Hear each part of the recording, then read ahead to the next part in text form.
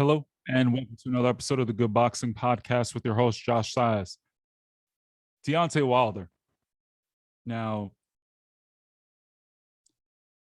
I want to revel in the fact that I'm not sure if it's delusion or supreme confidence. I mean, people walk the fine line between sometimes you have to be a little crazy and a little delusional to believe in certain things that you believe in.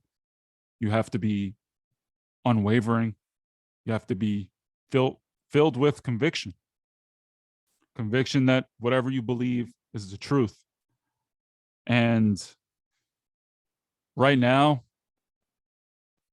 whether you want to say so or not, Malik Scott has already done a fantastic training job.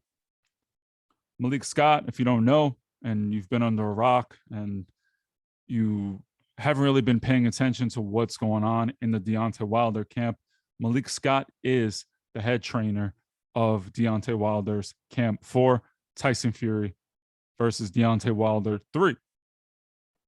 So I've posted a few shorts. If you're not following the shorts, feel free to check those out too. There are a bunch of clips of Deontay Wilder seemingly to be improved.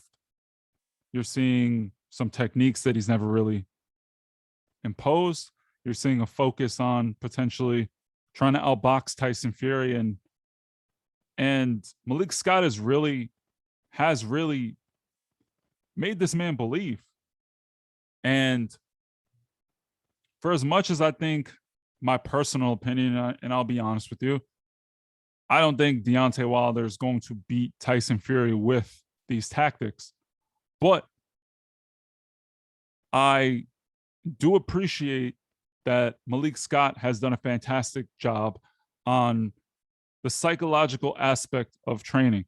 When you're a trainer, I know a lot of people think that working on strategy, looking at video, trying to implement certain things that you know work, or essentially just being rah-rah and getting your athlete in supreme shape is the only kind of conditioning and training you need to do. However, there are a lot of fighters out there that can fight. There are heavyweights that may be a little more talented than Deontay Wilder. There are heavyweights out there, or fighters in general, that may be better than the guys you're seeing on television. But if you look at the top guys, one thing they all have is a supreme confidence in their ability and the wherewithal to essentially overcome skill. Skill can be outworked. Skill can be tricked mentally. If you're not tough enough and you cower mentally and you lose some sort of mental fortitude, and you essentially cloud the voice that helps you withstand the fire that is fighting. And I felt in that Deontay Wilder versus Tyson Fury fight, you saw a man beaten badly, and you saw a reaction that, truthfully, if you really look back, was a little alarming. It was delusional. It was someone that clearly had never faced the reality that you can lose if you don't show up prepared. You can be blitzkrieged. You can be stunned by someone that didn't care what you brought to the table. Tyson Fury knocked down Deontay Wilder. A lot of people didn't think that was possible, and Tyson Fury shocked the guy. You already know Deontay Wilder seemed to be in shambles, right? His confidence was low. He was coming up with conspiracy theories. And then you started to see little clips leak out. And Malik Scott was working with Deontay Wilder. You saw him trying to put an emphasis on good fundamentals, feints, good jab, good discipline, good defense. You don't always have to be on the front foot looking for the power right hand, but there are things that can help you set up that power right hand with little boxing here and there.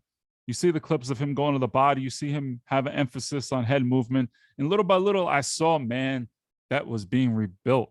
I saw a man that was shattered. The Bronze Bomber ego, the alter ego, seemed to be destroyed and broken down. And Malik Scott, through training, through coaching, through clearly emphasizing an aspect of the game that isn't really coached well, and that's building this.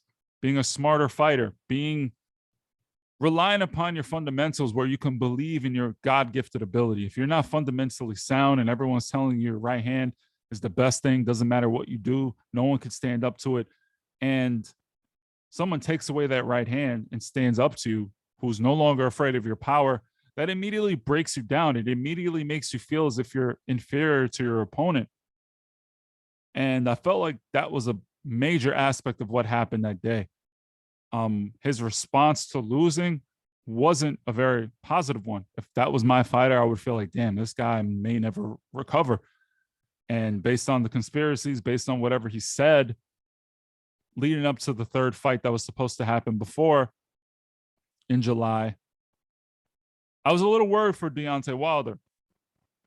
However, having some more time with Malik Scott, seeing more clips, you're seeing an ever-growing and a more confident Deontay Wilder. I think he may be rebuilt, and this rebuilt version of Deontay Wilder may not be enough for a victory come October when they fight in October 5th on BT Sport. But regardless, I think the fact that Deontay Wilder is a renewed man, rebuilt, better, even if it's not enough, in my opinion again, but it's only my opinion, Malik Scott has been successful as a trainer. He rebuilt someone that truthfully was destroyed, because that version of Deontay Wilder who fired Mark Breland, who was going out there accusing people punching with egg weights, removing stuffing, all that stuff, to me, were cries from a man that was broken. I can't imagine how, when you're the destroyer and you finally get destroyed, there was someone out there that bested you. That's a blow to the ego that is hard to overcome.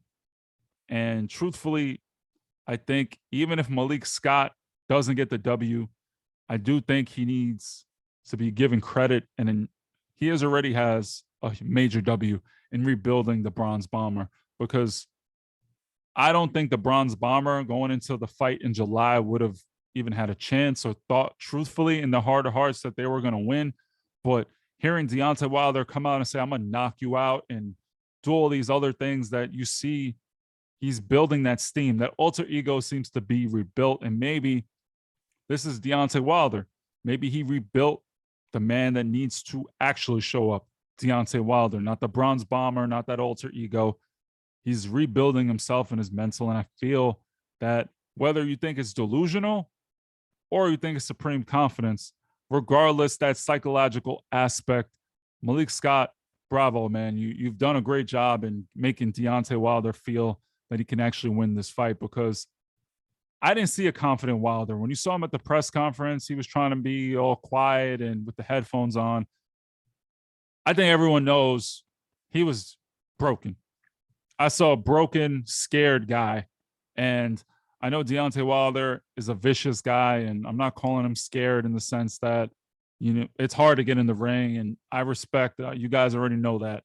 But I'm talking, when you think about it comparatively, Tyson Fury felt and presented himself as the man that was ready. He was like, all right, man, there's nothing you can show me that I'm not ready for. But I think now, with all the stuff he's been working on with Malik Scott is a quiet guy, doesn't talk trash, has and conducts himself as an individual. He's a little weird, in my opinion, but I feel when you're a part of a game and you're truly yourself, everyone's weird. I mean, I'm literally sitting here talking to people that I don't even know on a microphone in a room. If you really look at it, no one knows what the hell I'm doing. It just looks like I'm talking to myself. So when you're on a journey, no one truthfully understands. And I think Malik Scott and Deontay Wilder have become brothers. I mean, you get closest to the people you go through trauma with. And Deontay Wilder went through a tremendous trauma that day when he lost to Tyson Fury. And I got to give credit to Malik Scott. Bravo. I can't wait to see October 5th. And more people actually believe Deontay Wilder can come back. And Malik Scott, you got to thank him for that because no one was going to buy the pay-per-view. Honestly, let's be honest. Everyone thought Tyson Fury was going to destroy this man. And now, with the plenty of time that they've had, all the COVID, I guess, protocols or whatever happened, I think Deontay Wilder had a second chance to really rebuild himself and prepare more and get more comfortable with Malik Scott, and he looks good. So that's the episode for today. Let me know if you think Deontay Wilder is delusional. Let me know down in the comments. If you're following and listening on Spotify and Apple, thank you again. Feel free to follow. If you're not on Instagram, at Good Boxing Podcast, thank you so much. And 500, baby. Thank you so much.